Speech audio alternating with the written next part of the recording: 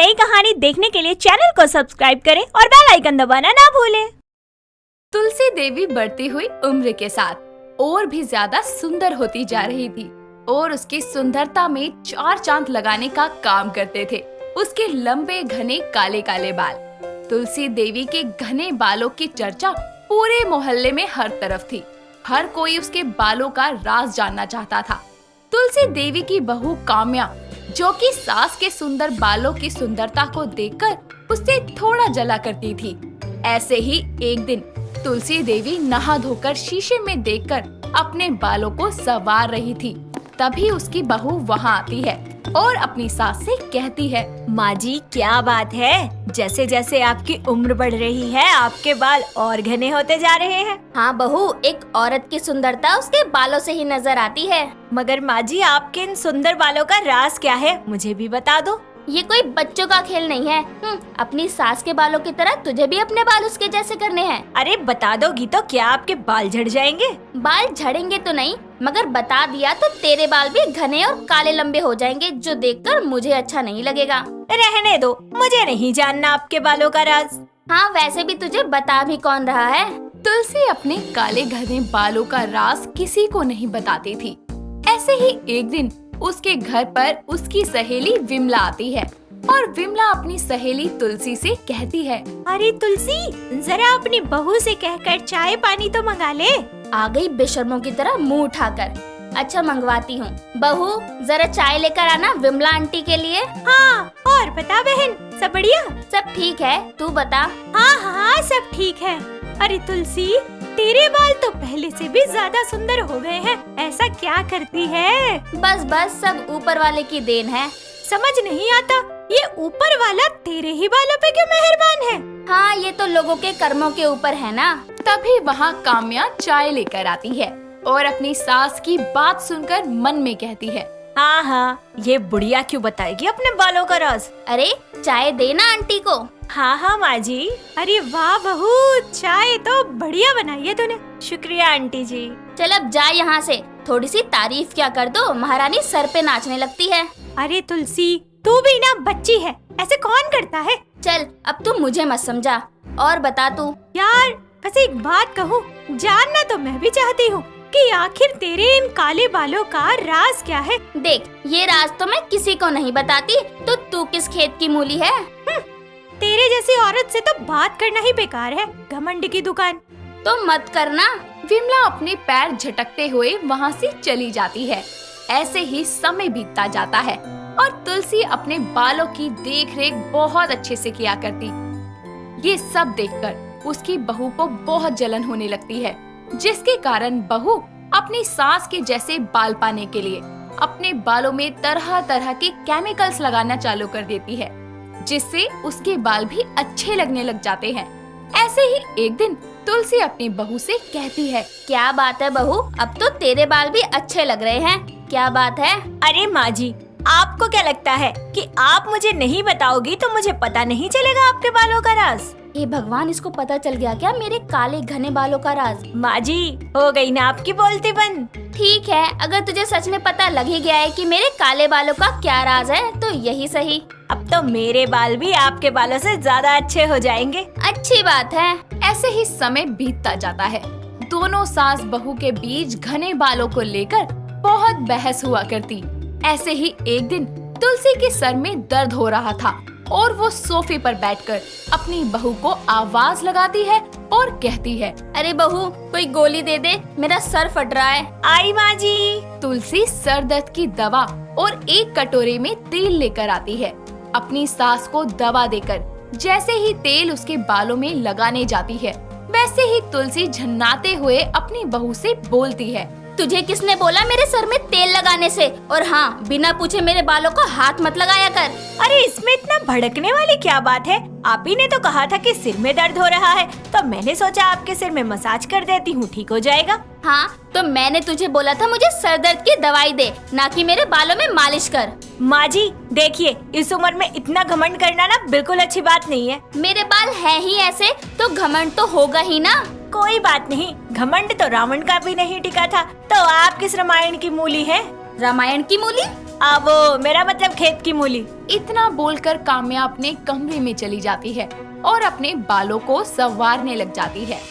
अब वो अपने बालों को अपनी सास के बालों से भी बेहतर बनाना चाहती थी, जिसके चलते वो केमिकल प्रोडक्ट्स यूज करने लगी और भी बहुत सारी चीजें वो इस्तेमाल करती, जिस वजह से धीरे धीरे उसके बालों की जड़ें कमजोर हो जाती हैं और वो टूटने लगते हैं, और जिसके कारण वो काफी ज्यादा परेशान हो जाती है। ऐसे ही एक दिन वो अपने कमरे में शीशे के सामने बैठकर कंघी कर रही थी। तभी वो कंघी में अपने टूटे बालों को देखकर जोर से रोने लगती है, और उसके रोने की आवाज सुनकर उसकी सास उसके कमरे में आकर बोलती है, अरे क्या हुआ, क्यों गला फाड़ रही है? माँ जी, आपके जैसे बाल करने के लिए मैंने बहुत सारे केमिकल प्रोडक्ट्स का यूज कर लिया। कुछ टाइम तक तो मेरे बाल बहुत अच्छे थे, लेकिन देखो ना, धीरे धीरे मेरे बाल कितने गिरने लगे। अब तो बालों में कंघी लगाने से भी डर लगता है। तू पागल है क्या? किसने बोला था तुझे ये केमिकल लगाने को? माँ जी आप जाइए, मुझे आपसे बात नहीं करनी। अब क्या बोलूं मैं? मुझे पता है आप अब भी अपने बालों का राज नहीं बताएंगी, आप जाइए। बहू, बात वो नहीं है, तू गलत समझ रही है मुझे। किसको क्या समझूं माँ जी?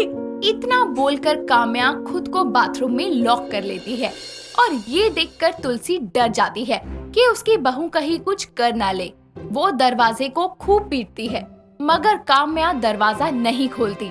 तभी उसकी सास बोलती है, अच्छा बहू बाहर आ, मैं तुझे बताती हूँ कि कैसे मेरे बाल काले और घने हो गए।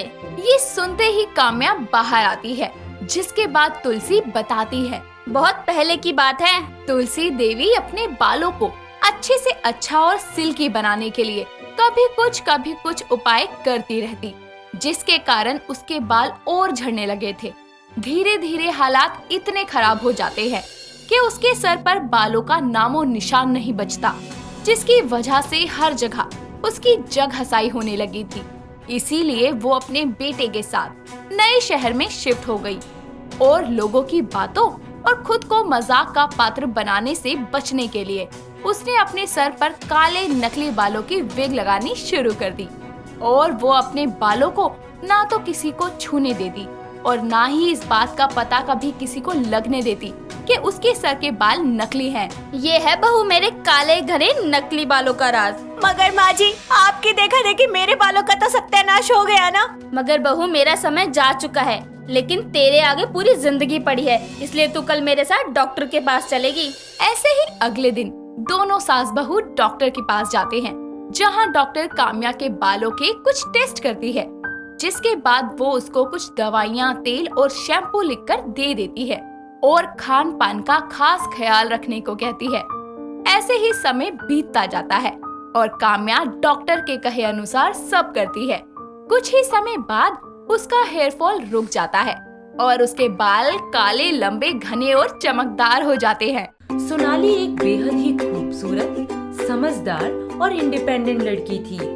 उसे अपने लंबे बालों से बेहद प्यार था।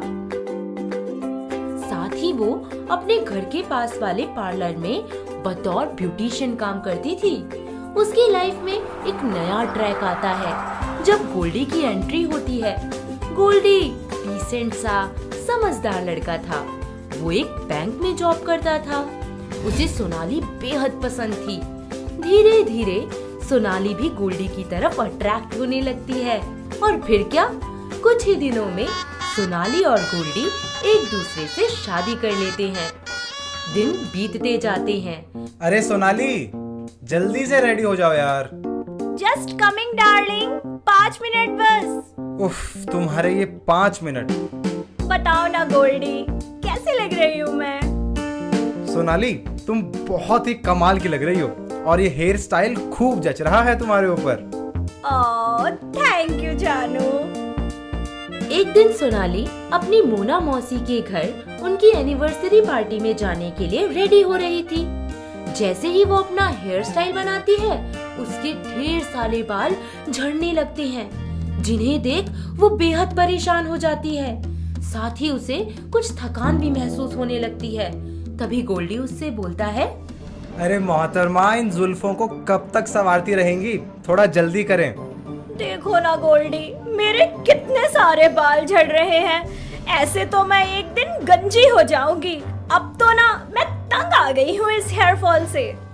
अरे कोई बात नहीं यार, वैसे भी आजकल मार्केट में कितने सारे केमिकल वाले प्रोडक्ट्स आते हैं। यार तुम चले जाओ, मेरा ना वैसे भी मन ही नहीं कर रहा है पार्टी में जाने का। तो ठीक है फिर, जाना कैंसिल। एनिवर्सरी है यार मौसी जी की, इतना स्पेशल दिन है उनका, तुम चले जाओ वरना वही कहने वाली बात हो जाएगी। अरे कहने वाले कहते रहे, लेकिन तुम्हें ऐसे अकेला छोड़कर मैं तो नहीं जा सकता। जिद मत करो, तुम जाओ, अच्छा नहीं लगता, और मैं आईसीयू में थोड़ी ना हूँ, जाओ। अरे ठीक है बाबा, तुम कहती हो तो जाता हूँ, लेकिन अपना ख्याल रखना। सोनाली को घर पर छोड़कर गोल्डी मोना मौसी की एनिवर्सरी पार्टी के लिए रवाना हो जाता है। वहीं दूसरी तरफ सोनाली घर में परेशान, हताश, अपनी बॉडी में हो रहे चेंजेस के बारे में सोचने लगती है। ये मेरे बाल इतने क्यों झड़ रहे हैं? पहले तो ऐसा कभी नहीं हुआ। पहले भी तो मैं इतना काम करती थी, कभी मुझे इतनी थकान महसूस नहीं हुई। न जाने क्या हो रहा है मेरे साथ, मुझे कुछ समझ ही नहीं आ रहा है। मोना मौसी की पार्टी में गोल्डी को अकेला देख सब सोनाली के बारे में पूछने लगते हैं। वहीं मोना मौसी का तो मुंह ही बन जाता है। गोल्डी सबको बता देता है कि सोनाली की तबीयत कुछ ठीक नहीं है, इसलिए वो पार्टी में नहीं आई। अचानक से उसके फोन पर सोनाली का कॉल आता है। गोल्डी, तुम जल्दी घर आओ, मेरी तबीयत बहुत खराब हो रही है। मुझे मेरी पूरी बॉडी में बहुत ज्यादा पेन हो रहा है। अरे सोनाली, क्या क्या हुआ तुम्हें? तुम ठीक तो हो ना? तुम टेंशन मत लो, मैं बस कुछ देर में पहुंच रहा हूँ। अरे अरे परेशान मत हो बेटा, घबरा मत, मैं चलती हूँ तेरे साथ, कुछ नहीं होगा सोनाली को। मोना और गोल्डी जल्द ही सोनाली के पास पहुंचते हैं, जहां वो देखते हैं कि सोनाली घर में बेहोश पड़ी है। गोल्डी और मौसी जी सोनाली को होश में लाने के लिए उस पे पानी छिड़कते हैं, पर फिर भी वो होश में नहीं आती, जिसके कारण गोल्डी और भी ज्यादा परेशान हो जाता है। उसे कुछ समझ नहीं आता कि वो करे तो क्या करे। तभी मोना मौसी उसे डॉक्टर को फोन करने के लिए बोलती हैं। हेलो डॉक्टर साहब, आप प्लीज फटाफट से मेरे घर आ जाइए। ठीक है जी, मैं जल्दी पहुंचता हूँ। थोड़ी देर बाद डॉक्टर सोनाली के घर आ जाता है और उसका चेकअप करता है, जिसमें ये पता चलता है कि सोनाली को 3rd स्टेज कैंसर है। डॉक्टर की ये बात सुनकर मौसी जी और गोल्डी को बहुत बड़ा झटका लगता है।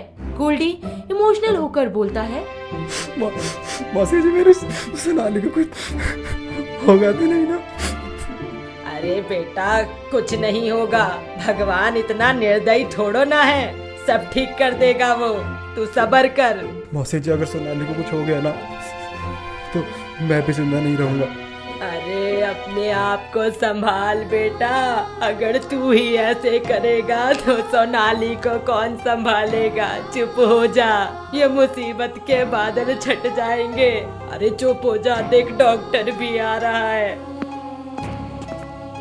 तभी वहाँ डॉक्टर आते हैं और गोल्डी से बोलते हैं, गोल्डी जी, सोनाली की हालत बेहद क्रिटिकल है, अब धीरे धीरे प्रॉब्लम बढ़ती ही जाएंगी, हमें इनकी कीमोथेरेपी करनी पड़ेगी, हो सकता है इसके कारण इनके सारे बाल झड़ जाएं। डॉक्टर की बात सुन गोल्डी सब समझ जाता है और वो सोनाली का बहुत ज्यादा ख्याल रखने लगता है।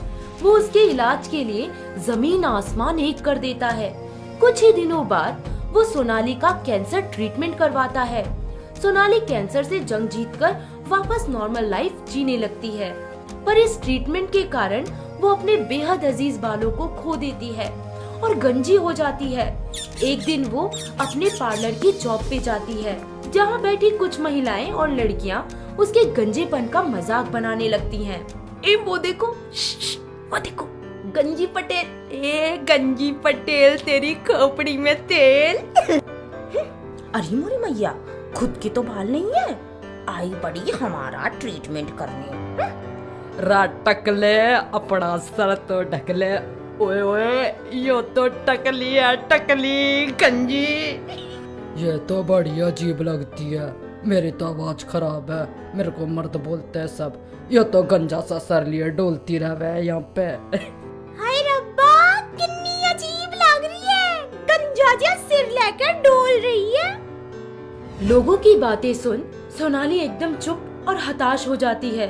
वो किसी से कुछ नहीं कहती और अपने पुराने दिनों को याद करने लगती है। सोनाली, एक बात बोलूं? यार तुम्हारे बाल कितने सुंदर हैं।